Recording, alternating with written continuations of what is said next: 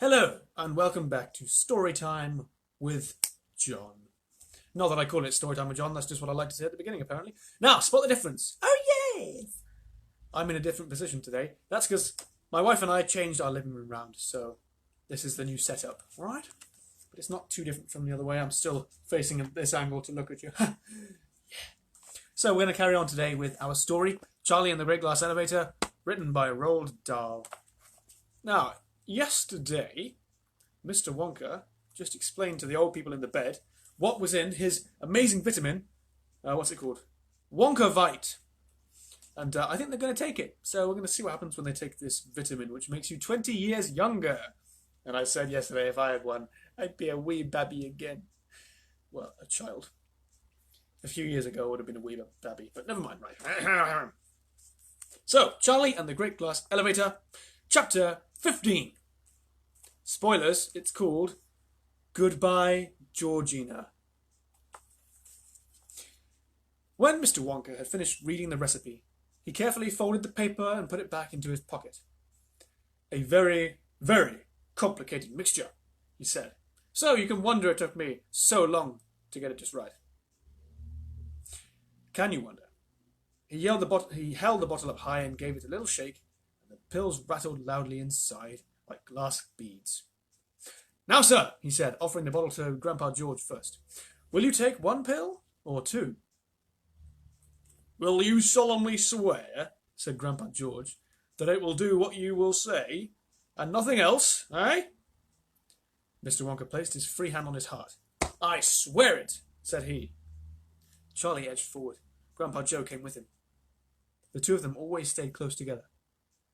Please excuse me for asking, Charlie said, but are you absolutely sure that you've got it quite right? Whatever makes you think of a funny question like that? Said Mr. Wonka.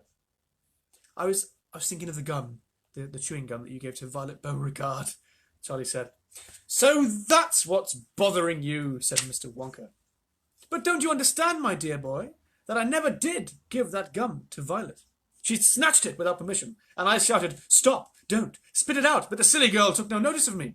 Now, Wonkavite is altogether different. I am offering these pills to your grandparents. I am recommending them, and when taken according to my instructions, they are as safe as sugar candy. Of course they are, cried Mr. Bucket. What are you waiting for? All of you. An extraordinary change had come over Mr. Bucket since he'd entered the chocolate room. Normally he was pretty timid. He was a pretty timid sort of person. A lifetime devoted to screwing caps on to the tops of toothpaste tubes in a toothpaste factory had turned him into a rather shy and quiet man.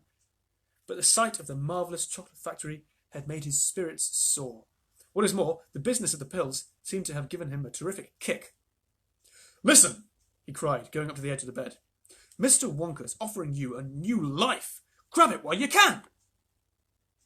It's a delicious sensation, Mr. Wonka said. And it's very quick. You lose a year a second. Exactly 1 year falls away from you every second that goes by. He stepped forward and placed the bottle of pills gently in the middle of the bed. So here you are, my dears, he said. Help yourselves. Come on, cried all the Oompa Loompas together. Come on, old friends, and do what's right. Come make your lives as bright as bright. Just take a dose of this delight, this heavenly magic dynamite. You can't go wrong, you must go right. It's Willy Wonka's Wonkavite. This was too much for the old people in the bed. All three of them made a dive for the bottle. 6 scrawny hands shot out and started scrabbling to get hold of it. Grandma Georgina got it. She gave a grunt of triumph and unscrewed the cap. A grunt of triumph. Unscrewed the cap and tipped all the little brilliant yellow pills onto the blanket on her lap. She cupped her hands around them so the others couldn't reach out and snatch them. All right, she shouted excitedly, counting them quickly. There's 12 pills here. That's 6 for me and 3 each for you. Hey, that's not fair, shouted Grandma Josephine. It's 4 for each of us. 4 each is right, cried Grandpa George. Come on, Georgina, hand over my share. Mr. Wonka shrugged his shoulders and turned his back on them. He hated squabbles. He hated it when people got grabby and selfish. Let them fight it out amongst themselves, he thought, and he walked away. He walked slowly down towards the chocolate waterfall. It was an unhappy truth, he told himself, that nearly all people in the world behave badly when there's something really big at stake. Money is the thing they fight over most, but these pills were bigger than money. They could do things for you no amount of money could ever do. They were worth at least $1 million a pill. He knew plenty of very rich men who would gladly pay that much in order to become 20 years younger. He reached the riverbank below the waterfall, and he stood there gazing at the great gush and splash of melted chocolate pouring down. He had hoped the noise of the waterfall would drown the arguing voices of the old grandparents in the bed, but it didn't. Even with his back on them, he still couldn't help hearing most of what they were saying. He's such a thoughtful man.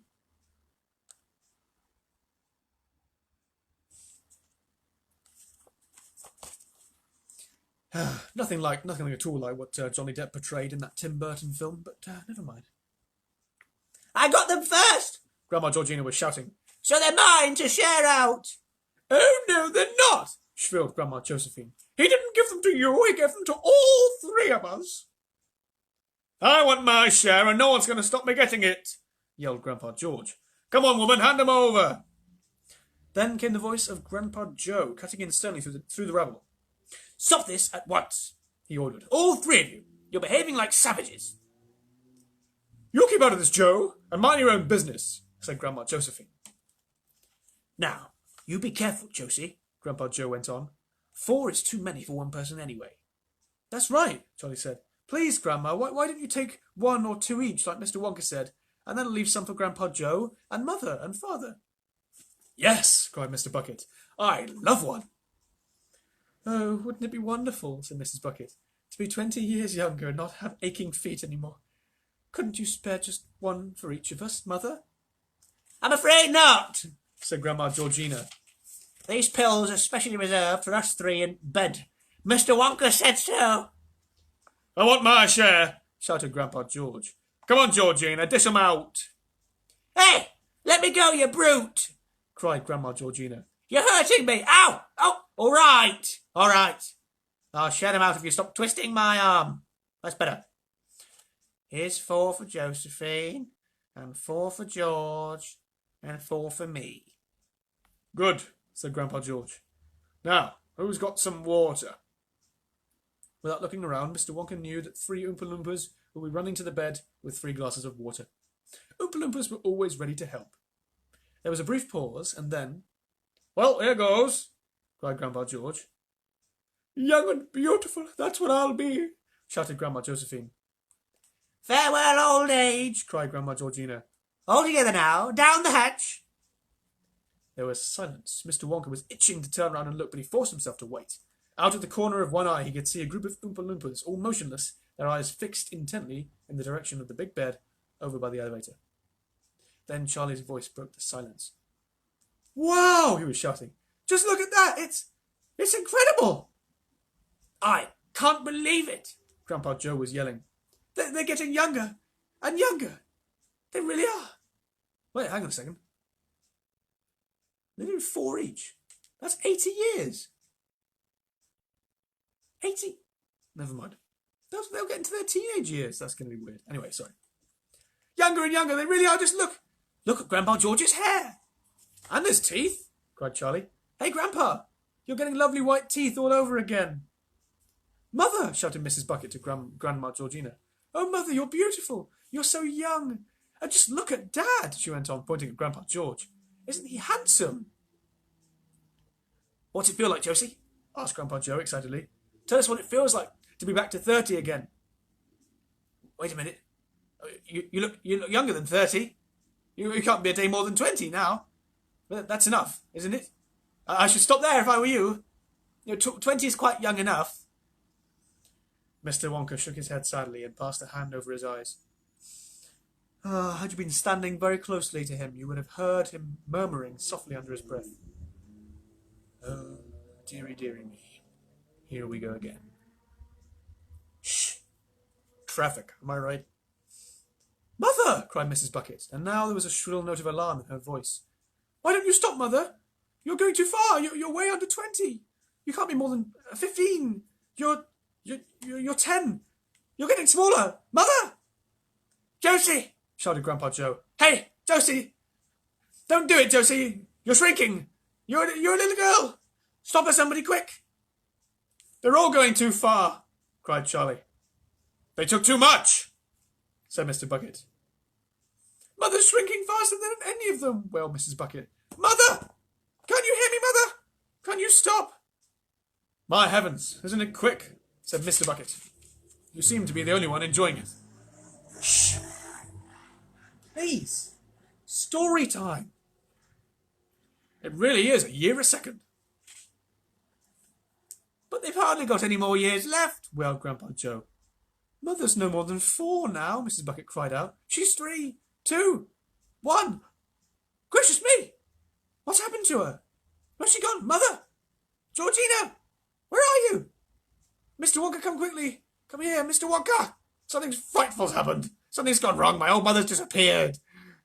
Mr. Wonka sighed and turned round and walked slowly and came back to the bed. Calmly. Where's my mother? Bawled Mrs. Bucket. Look at Josephine, cried Grandpa Joe. Just look at her, I ask you. Mr. Wonka looked first at Grandma Josephine. She was sitting in the middle of the huge bed, bawling her head off. She said, baby noise ensued. 2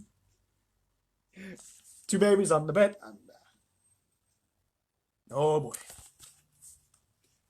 She's screaming like a baby, cried Grandpa Joe. I've got a screaming baby for a wife. The other one's Grandpa George, Mr. Bucket said, smiling happily. The slightly bigger one there is crawling around. He's my wife's father. Ah! That's right. He's my father, wailed Mrs. Bucket. Where's Georgina? Where's my old mother? She's vanished. She's nowhere. Mr. Wonka. She's absolutely nowhere. I saw her getting smaller and smaller, and in the end she got so small she just disappeared into thin air. What I want to know is where she's gone to, and how in the world are we going to get her back?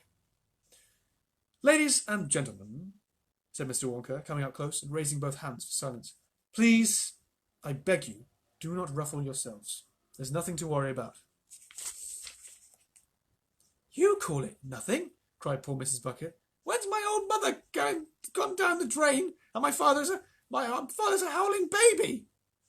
A lovely baby, said Mr. Wonka. I quite agree, said Mr. Bucket. What about my Josie? Cried Grandpa Joe. What about her? Said Mr. Wonka. Well, a great improvement, sir, said Mr. Wonka. Don't you agree? Oh, yes, said Grandpa Joe. I mean, no. What am I saying? She's a howling baby. But in perfect health, said Mr. Wonka. May I ask you, sir, how many pills she took? 4, said Grandpa Joe glumly. They all took 4. Mr. Wonka made a wheezing noise in his throat, and a look of great sorrow came over his face. Why, oh, why can't people be more sensible? He said sadly. Why don't they listen to me when I tell them something? I explained very carefully beforehand that each pill makes the taker exactly 20 years younger. So if Grandma Josephine took 4 of them, she automatically became younger by 4 times 20, which is... Wait a minute, now. 2, 4, 0, 8. I don't know. That's 80! So she automatically became younger by 80 years. How old, sir, was your wife? If I may ask, before this happened? She was 80 last birthday, Grandpa Joe answered. She was 80 in 3 months. There you are then, cried Mr. Wonka, flashing a happy smile. The Wonkavite worked perfectly. She is now precisely 3 months old, and a plumper, rosier infant I've never seen or set my eyes on. Nor me, said Mr. Bucket. She'd win a prize in any baby competition. First prize, said Mr. Wonka.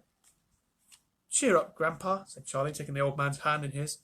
Don't be sad. She is a beautiful baby.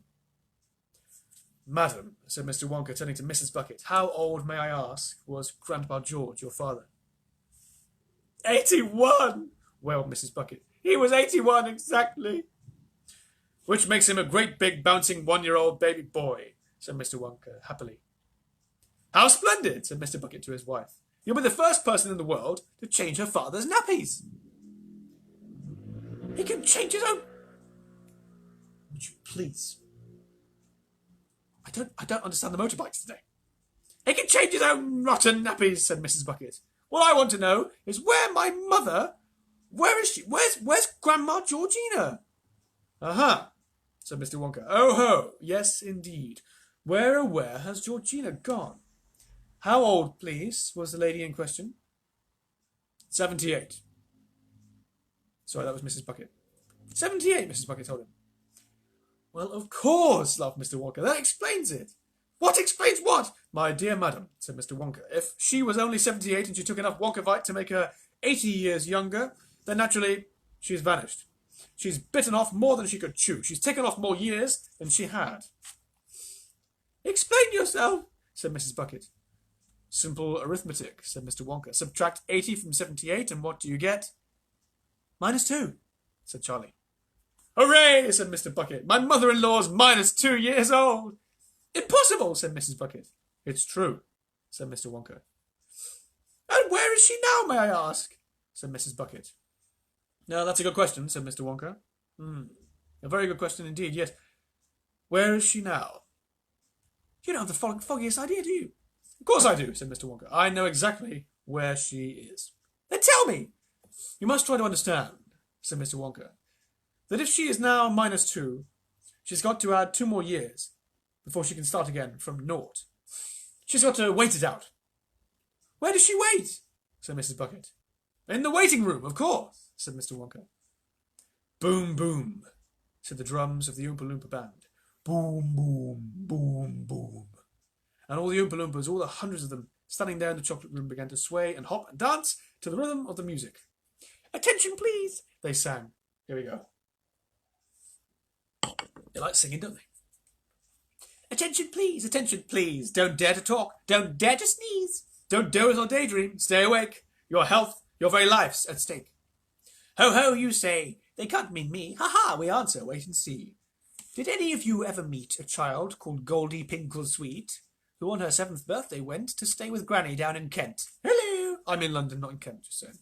At lunchtime on the 2nd day, oh, dearest little Goldie's stay, Granny announced, I'm going down to do some shopping in the town. Do you know why Granny didn't tell the child to come along as well? She's going to the nearest inn to buy herself a double gin. So out she creeps, she shuts the door, and Goldie, after making sure that she is really by herself, goes quickly to the medicine shelf. And there her little greedy eyes see pills of every shape and size. Such fascinating colours too. Some green, some pink, some brown, some red. No, blue! All right, she says. Let's try the brown. She takes one pill and gobs it down. Yum, yum, she cries. Hooray, what fun! They're chocolate-coated, every one. She gobbles 5. She gobbles 10. She stops her gobbling only when the last pill's gone. There are no more. Slowly she rises from the floor. She stops. She hiccups. Dear, oh dear. She starts to feel a trifle queer. You see, how could young Goldie know, for nobody had told her so, that Grandmamma, her old relation, suffered from frightful constipation.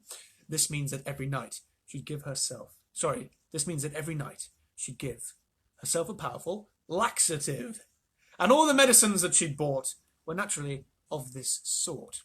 The pink and red and blue and green were all extremely strong and mean, but far more fierce and meaner still was Granny's little chocolate pill. Its blast effect was quite uncanny. It used to shake up even Granny. In point of fact, she did not dare to use them more than twice a year. So can you wonder little Goldie began to feel a wee bit mouldy. Inside her tummy, something stirred. A funny gurgling sound was heard. And then, oh dear, from deep within, the ghastly rumbling sounds begin. They rumblate and roar and boom. They bounce and echo round the room. The floorboards shake, and from the wall some bits of paint and plaster fall. Explosions, whistles, awful bangs were followed by the loudest clangs. A man next door was heard to say, a thunderstorm is on the way. But on and on the rumbling goes. A window cracks. A lamp bulb blows. Young Goldie clutched herself and cried, There's something wrong with my inside. This was, we very greatly fear, the understatement of the year. For wouldn't any child feel crummy with loud explosions in her tummy? Granny at 2:30 came in, weaving a little from the gin, but even so she quickly saw the empty bottle on the floor. My precious laxatives, she cried. I don't feel well, the girl replied. Angrily, Grandma shook her head. I'm really not surprised, she said. Why can't you leave my pills alone? With that, she grabbed the telephone and shouted, Listen, send us quick. An ambulance. A child is sick. It's number 50 Fontwell Road. Come fast. I think she might explode. We're sure you do not wish to hear about the hospital and where they did a lot of horrid things with stomach pumps and rubber rings. Let's answer what you want to know. Did Goldie live? Or did Goldie go? The doctors gathered round the bed. There's really not much hope, they said. She's going, gone, they cried. She's had her chips, she's dead, she's dead. I'm not so sure, the child replied, and all at once she opened wide her great big bluish eyes and sighed, and gave the anxious doctor a wink, and said, I'll be okay, I think. So Goldie lived, and back she went, at first to Granny's place in Kent. But father came the second day, and fetched her in a Chevrolet, and drove her to her home in Dover, but Goldie's troubles were not over. You see, if someone takes enough of any highly dangerous stuff, one will invariably find some traces of it left behind. It pains us greatly to relate that Goldie suffered from this fate. She'd taken such a massive fill of this unpleasant kind of pill. It got into her blood and bones. It messed up all her chromosomes. It made her constantly upset, and she could never really get the beastly stuff to go away. And so the girl was forced to stay for 7 hours of every day within the everlasting gloom of what we call the ladies' room. And after all, the WC is not the gayest place to be. So now, before it is too late, take heed of Goldie's dreadful fate. And seriously, all jokes apart, do promise us, do cross your heart, that you will never help yourself to medicine from the medicine shelf. Wow, that was just one chapter. Whew. Blimey, I'm hungry now. Actually, the next one's quite short, so I'll keep going. Otherwise, I'm not going to get them done before the end of the week. Oh, boy. Right. If you want to pause and come back later, do that. There's no rush to listen to it all now. But I shall carry on, regardless. Chapter 16. Vita Wonk and Minus Land. Interesting. It's up to you, Charlie, my boy, said Mr. Wonka. It's your factory. Shall we let your Grandma Georgina wait it out for the next 2 years? Or shall we try to bring her back right now? You don't really mean you might be able to bring her back, cried Charlie. Well, there's no harm in trying, is there? If that's really the way you want it. Oh, yes, of course I do, for Mother's sake especially. Can't you see how sad she is? Mrs. Bucket was sitting on the edge of the big bed, dabbing her eyes with a hanky. My poor old Mum, she kept on saying. She's -2, and I won't see her again for months and months and months, if ever at all. Behind her, Grandpa Joe, with the help of an Oompa Loompa, was feeding his 3-month-old wife, Grandma Josephine, from a bottle.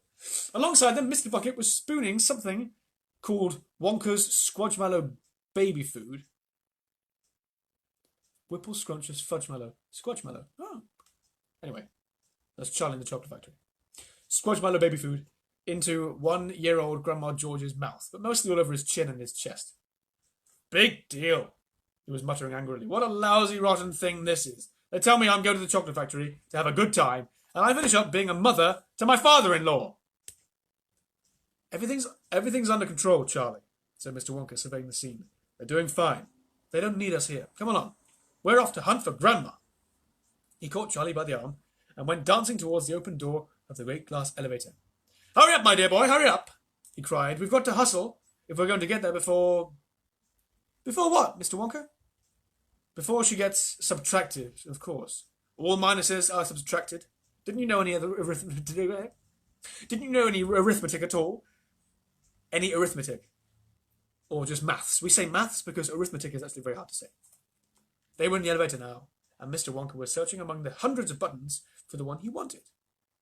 Here we are, he said, placing his finger delicately upon a tiny ivory button on which it said Minus Land. The doors slid shut, and then with a fearful whistling, whirring sound, the great machine leapt away to the right. Charlie grabbed Mr. Wonka's legs and held on for dear life. Mr. Wonka pulled a jump seat out of the wall and said, Sit down, Charlie, quick, and strap yourself in tight. This journey's going to be rough and choppy. There were straps on either side of the seat, and Charlie buckled himself firmly in. Mr. Wonka pulled out a second seat for himself and did the same. "We're going a long way down," he said. "Oh, such a long way down are we going." There they are.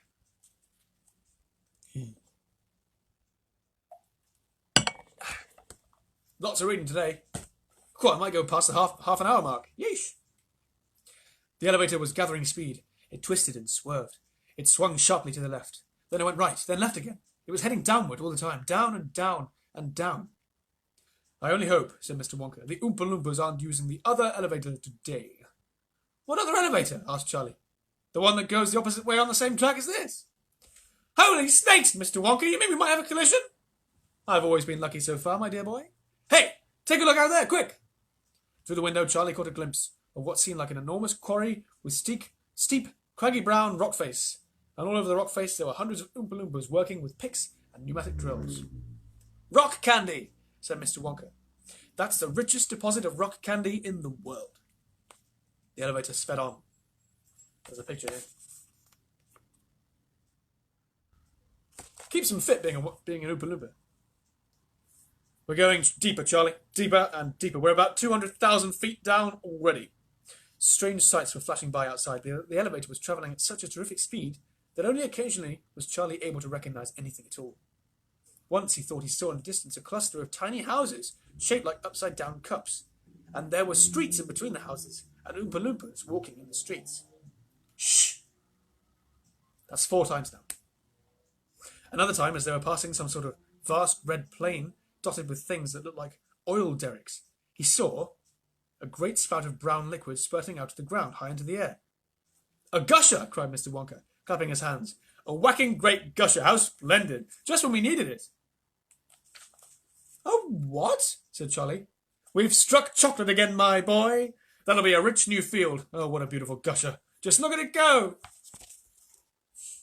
Well, we all learnt something today. There's chocolate under the earth. On they roared, heading downward more steeply than ever now, and literally hundreds of astonishing sights kept flashing by outside. There were giant cogwheels turning and mixers mixing and bubbles bubbling and vast orchards of toffee apple trees and lakes the size of football grounds filled with blue and gold and green liquid, and everything and everywhere there were Oompa Loompas. "You realize," said Mr. Wonka, "that what you saw earlier on when you went round the factory with all those naughty little children was only a tiny corner of the establishment. It goes down for miles and miles, and as soon as possible I shall show you all the way around, slowly and properly. But that will take 3 weeks. Right now you have other things to think about, and I have more important things to tell you. Listen carefully to me, Charlie. I must talk fast, for we'll be there in a couple of minutes." "I suppose you guessed," Mr. Wonka went on, "what happened to all those Oompa Loompas in the testing room when I was experimenting with the Wonkavite?" "Of course you did. They disappeared and became minuses, just like your grandma, Georgina.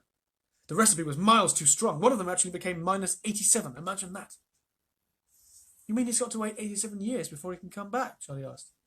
"That's what kept bugging me, my boy. After all, one can't allow one's best friends to wait around as miserable minuses for 87 years. "And get subtracted as well," said Charlie. "That would be frightful." "Of course it would, Charlie. So what did I do?" "Willy Wonka," I said to myself, "if you can invent Wonkavite to make people younger, then surely to goodness you can also invent something else to make people older." "Aha!" cried Charlie. "I see what you're getting at. Then you could turn the minuses quickly back into pluses and bring them home again."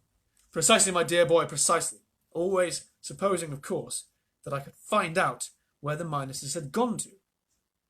The elevator plunged on, diving steeply towards the centre of the earth. All was blackness outside now. There was nothing to be seen. "So once again," Mr. Wonka went on, "I rolled up my sleeves and set to work. Once again I squeezed my brain, searching for new recipes. I had to create age, to make people oldest. "Ha-ha!" I cried. For now the ideas were beginning to come. What is the oldest living thing in the world? What lives longer than anyone else? "A tree?" Charlie said. "Right you are, Charlie. But what kind of tree? Not the Douglas fir, not the oak, not the cedar. No, my boy. It is a tree called the bristlecone pine that grows upon the slopes of the Wheeler Peaks in Nevada, USA. You can find bristlecone pines on Wheeler Peak today, that are over 4,000 years old. This is, in fact, Charlie. Oh, sorry, this is fact, Charlie. Ask any dendrochronologist you like. Dendrochronologist. And look that word up in the dictionary when you get home, will you please? So that started me off. I jumped into the great glass elevator and rushed all over the world, collecting special items from the oldest living things. A pint of sap from a 4,000-year-old bristlecone pine, the toenail clippings from a 168-year-old Russian farmer called Petrovich Grigorovich, an egg laid by a 200-year-old tortoise belonging to the king of Tonga, the tail of a 51-year-old horse in Arabia, the whiskers of a 36-year-old cat called Crumpets, an old flea which had lived on crumpets for 36 years, the tail of a 207-year-old giant rat from Tibet, the black teeth of a 97-year-old Grimalkin living in a cave on Mount Popocatépetl, the knucklebones of a 700-year-old Cataloo from Peru. And all over the world, Charlie, I tracked down very old and ancient animals and took an important little bit of something from each of them. A hair or an eyebrow or something.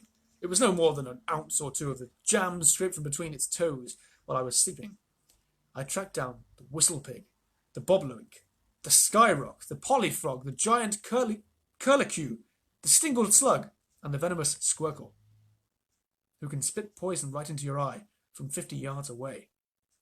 But there's no time to tell you about them now, all of them now, Charlie. Let me just say quickly that in the end, after lots of boiling and bubbling and mixing and testing in my inventing room, I produced one tiny cupful of oily black liquid and gave 4 drops to a brave 20-year-old Oompa Loompa volunteer to see what happened. What did happen? Said Charlie. It was fantastic, cried Mr. Wonka. The moment he swallowed it, he began wrinkling and shrivelling up all over his hair, and his hair started dropping off, and his teeth started falling out, and before I knew it, he'd become an old fellow of 75. And thus, my dear Charlie, Vita Wonk was invented. Did you rescue all the Oompa Loompas in Minus Land, Mr. Wonka? Every single one of them, my boy. 131, all told. Mind you, it wasn't quite as easy as all that. There were lots of snags and complications along the way. Good heavens. We're nearly there. I must stop talking now and watch where we're going. We're nearly at the end of the chapter. My voice is going to fall out of my face. Ha! Right. Charlie realised that the elevator was no longer rushing and roaring. It was hardly moving at all now. It seemed to be drifting. Undo your straps, Mr. Wonka said. We must get ready for action. Charlie undid his straps and stood up and peered out. It was an eerie sight. We must get ready for action. Charlie... They were drifting in a heavy grey mist, and the mist was swirling and swishing all around them, as though driven by winds from many sides. In the distance, the mist was darker and almost black, and seemed to be swirling more fiercely than ever over there. Mr. Wonka slid open the doors. Stand back, he said. Don't fall out, Charlie, whatever you do. The mist came into the elevator. It had the fusty, reeky smell of an old underground dungeon. The silence was overpowering. There was no sound at all, no whisper of wind, no voice of creature or insect, and it gave Charlie quite a queer, frightening feeling to be standing there in the middle of this grey, inhuman nothingness, as though he were in another world altogether, in some place where man never should be. Minus Land, whispered Mr. Wonka. This is it, Charlie. The problem now is to find her. We may be lucky, and then again, we may not. So dramatic. 4 more chapters, and then that's the end of the story. Do they find her? Come back tomorrow at 5:30 to see if they do or they don't. Thanks for listening. 33 minutes of story today. Whew. So yeah.